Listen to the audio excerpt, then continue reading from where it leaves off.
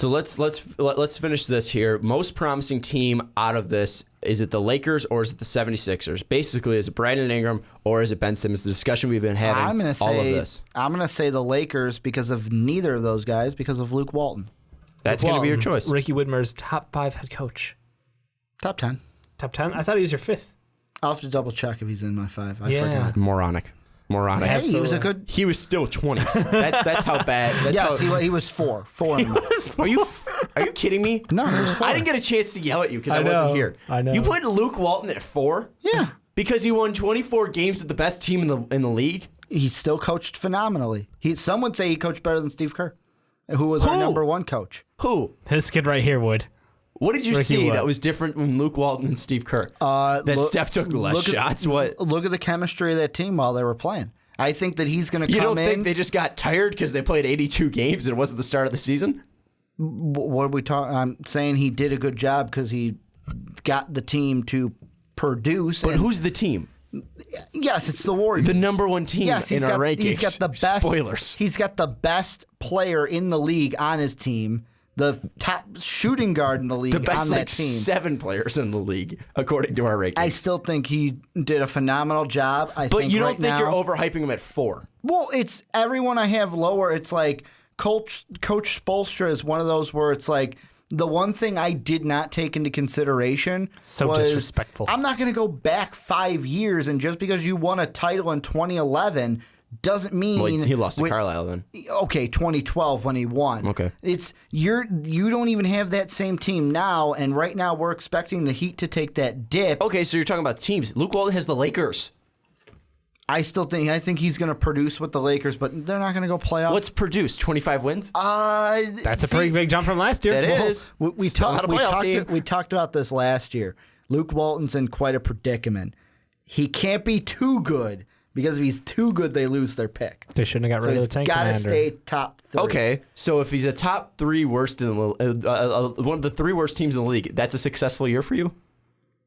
You think he's going to produce? It's a tricky. You got him. I got him. I got him in a corner. How is he the 4th best coach, Ricky?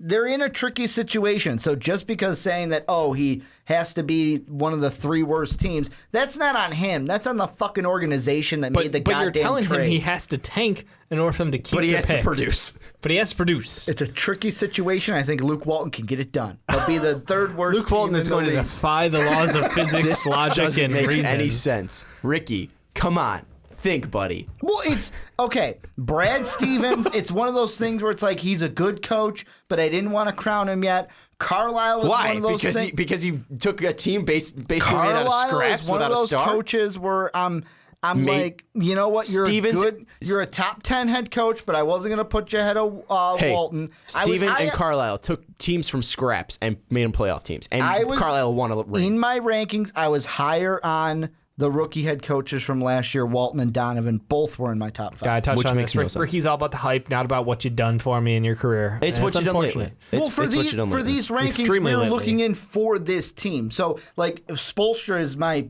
biggest kind of example of this. The team that you won that championship with, you don't have those same players, so why would I even look at that team? No, but look what he did last year with the players he had. He had 4 guys who'd never played. He put Luol Deng at power forward, and they were competitive in the playoffs. I'm looking at this Heat team that's going to fall off. He's not going to have D Wade this year, and he's not going to be. But they might be a playoff team because of the way they're coached. Man, they're not going to be a playoff team. But they might be. They'll be competitive. But they're not going to. They'll be competitive because of the team, the guy that's coaching them. They're not going to. Okay, I said competitive. Maybe you should listen. Maybe I should turn these up a little bit. Playoff team. Playoff team. Okay, and then I changed it to successful season. What's a successful season, Ricky? That's what it's all about. Bottom 3 team. For the Lakers, not for the Heat. Let's get back. To answer your question, Sean, as some of us like to keep professional around here, I'm super excited to see the Lakers, but I'd love to see the 76ers even more.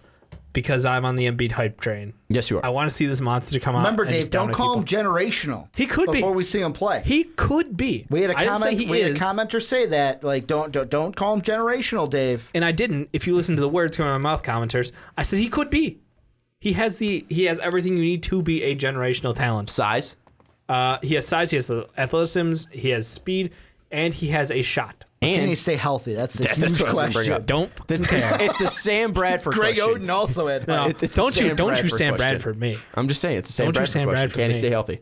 Sam Bradford could not be a generational talent. It could also be Sam Bradford because Sam Bradford was also on a shit team in the Rams, and now that he's on a good team, he's performing, Dave. I'll be completely... He's not a generational talent. I didn't say generational. You did. I'll be completely honest here. I will be completely honest here. I think that the two most exciting teams out of this year will be from this bottom. Will be the bottom of here. No, it's gonna be the Lakers and 76ers because I want to see what Simmons can do when he's healthy. I want to see what Embiid can do. I want to see what Luke Walton can do. The two worst teams that I hate the most are also in this here, in the Kings and the Magic. Papa Giannis, Rookie of the Year, right? Yep. I think Sean's gonna say Rookie of the Year. Papa Giannis. I totally agree with you. I think the bottom and top teams in the NBA are the most polarizing teams. Like I'm super invested in the Suns team. I can't wait to see what comes out of their backcourt. They've got so many good options. They've got so many young players to develop still. Meanwhile, we've got the Magic with 10 starters. Like, what are they going to do? What is Frank Vogel going to find? Who's he going to pair up? Who's he going to ship out? What is going to be their starting five? And how many games are they going to win? I don't know, but I'm going to love to watch it. This is what I want to end this on. Out of the 10 teams we have here, because I did my math correctly after Ricky corrected me. I know it's hard, Sean. Which team is most screwed? Is it a team like the Grizzlies that have a lot of players but don't have a lot of youth here? Is it a team like the Kings that might be trading their best player away? Is it the Nets because they're in the Nets? It's the Nets. It's the Nets because they have and I'm not saying this to throw hate at you, Nets, but you have a shit coach. You have a shit front office that made terrible trades that put you in this situation. You have Brook Lopez, who eventually you're going to have to trade because he's going to walk at the end of his contract, whenever that is. I don't care when it is. You're going to have to trade him eventually. That's my point. Yep. Jeremy Lin's going to be fun to watch. That's about all you got. You have the hope for healthy LeVert. That boy can play if he's healthy. And again, there's a reason he fell so far. Karras, not Chris. We don't want to be like Rankin over here. Correct. I did not say it. That's why I'm safe. And my boy Bogdanovich over here. Bogdanovich or Boban? Because apparently you get those two mixed up. Boban's on Detroit. Boban's on Detroit. The ears are in Detroit. Dumbo, Detroit. Well, is it Bojan or Bodan? Which one? There's Boban, there's Bodan, and there's Bojan.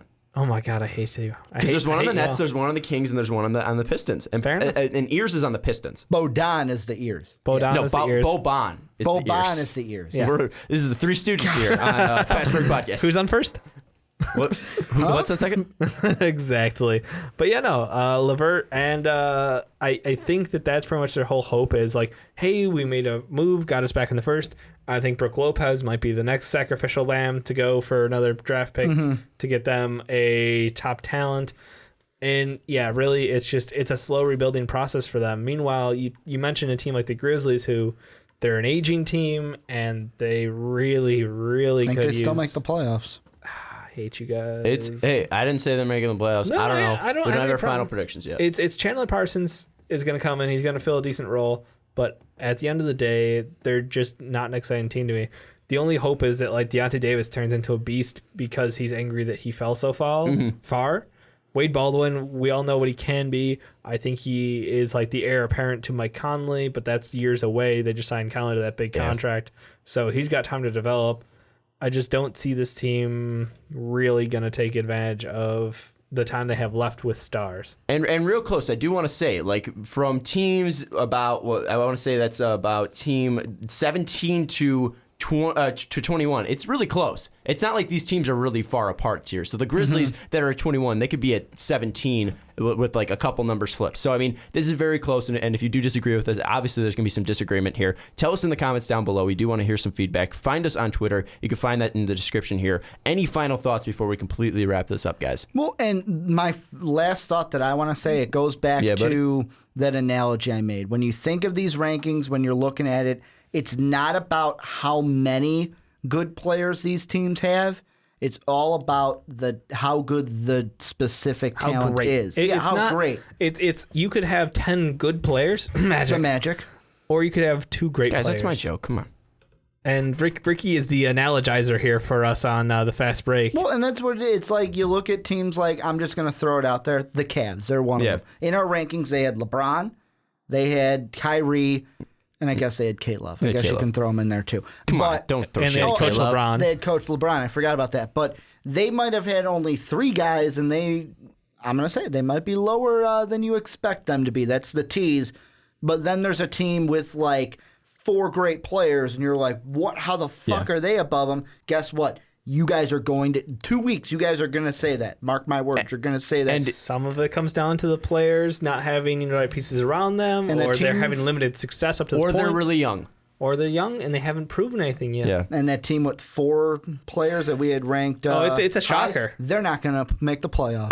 I kind of disagree with our own rankings. So there's definitely a lot to talk about. Well, so definitely find us on Twitter. It's fun how they match up when you're not we didn't even think about how the teams are going to go. We just ranked the positions, and this is where they fell. Yeah. So I mean, it is very strange. So tell us if you disagree, whether that is in the comments or on Twitter. I'm at Schwarbo. Ricky's at Ricky Widmer, and Dave is at Dave_don't_tweet. But that's going to wrap up this episode of the Fast Break. It's so good to be back, and so good to be back with you guys, even though I hate What's Up Nation. I'm so happy you're back, Sean. I love you guys. I love you guys. Shout out to my commander-in-chief, Ben, holding down the fort for WPN. You ruined the nice moment. I'm trying to spread some love here. Well, I got to give Ben some love. Whatever, man. We're going to hold our elections in 4 more years for the commander-in-chief of WPN. Join us next week as we talk about the Warrior Division, a.k.a. the Pacific Division. So we're going to talk the Warriors. Yes, and we're also going to be talking. Luke Walton. We're also going to be talking about the teams 11 through 20 on our rankings. We're definitely excited to be talking about that. But again, if you do disagree with our rankings, which we know you will, tell us in the comments down below or find us on Twitter. But we're super excited.